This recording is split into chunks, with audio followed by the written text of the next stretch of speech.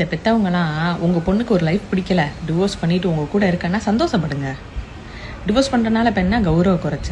நீ 1000 பவுன் போட்டு கல்யாணம் பண்ணி கொடுத்து பெருமைக்காக பண்ணாலுமே உன் சொந்தக்காரை வந்து உன்னை பற்றி நல்லா எப்படி கல்யாணம் பண்ணியிருக்கான் பாரு அப்படின்னு சொல்லி பேசி ஒரு ஃபுல் ஸ்டாப் வைக்க மாட்டான், கமா போட்டு வச்சுருப்பான்.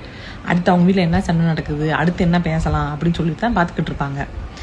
டிவோர்ஸ் பண்ணுறதுனால கௌரவ குறைச்ச, கல்யாணம் தான் இருக்கிறதுலே உச்சக்கட்ட கோல், அதுதான் நம்ம லைஃப்லே அப்படி சொல்லி வளர்க்காதீங்க. கல்யாணன்றது ஒரு பார்ட், அவ்வளோதான். இப்போ வந்து அவங்கள இந்த சொல்லி வளர்க்குறப்ப கல்யாணம் ஓகே இது மாதிரி ஃபெயிலியர் ஆயிடுச்சுன்னா இனிமேல் வாழ்க்கையே இல்லை அப்படின்ற மாதிரி அந்த பொண்ணுங்களை நினைக்க வைக்காதீங்க. அப்புறம் ஒரு லைஃப் வந்து ஃபெயிலியர் ஆயிடுச்சு, அந்த விஷயத்துலேருந்து அவங்க இன்னும் வெளியில் வராதப்ப இதில் என்ன பரவாயில்ல இன்னொன்று கல்யாணம் பண்ணிக்கலாம் அப்படின்ற ஒரு விஷயத்த வந்து எடுத்துகிட்டு வராதிங்க. அவங்களுக்கு தெரியும் அவங்க லைஃப் அடுத்து எப்போ அமைச்சுக்கணும், என்ன பண்ணணும், இல்லை அப்படியே இருந்துக்கலாமான்னு அவங்களுக்கு தெரியும். நான் உயிரோடு இருக்க வரையும் நீ இதை பண்ணு, கல்யாணம் பண்ணிடு, பிள்ளைய பெற்றுரு, இந்த மாதிரி சென்டிமெண்ட்டெல்லாம் போட்டு திணிக்காதீங்க. ஆகிறதெல்லாம் அவன் எனக்கு எழுதி வச்சிருக்கு, செத்து போனால் செத்து போடும். அதை வச்சுலாம் வந்து ஒரு கல்யாணத்தை அவசரமாக பண்ணாதீங்க.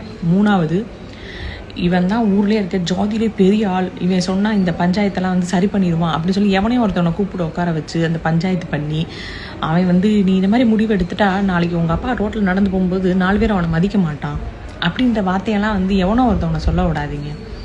என்ன மதிப்பு பெருமை என்னத்தை வைக்கிறது, எருமை தான் வைக்கணும். இதெல்லாம் வச்சு பணம் எவ்வளோ இருந்தாலும் படித்து முடித்த உடனே ஏதோ ஒரு வேலைக்கு போக சொல்லுங்கள். ஒரு 4 பஸ்ஸு ஏறி இறங்கும்போது, இல்லை ஆஃபீஸில் 4 பேரோட பழகும்போது நல்ல ஃப்ரெண்ட்ஷிப் கிடைக்கும்.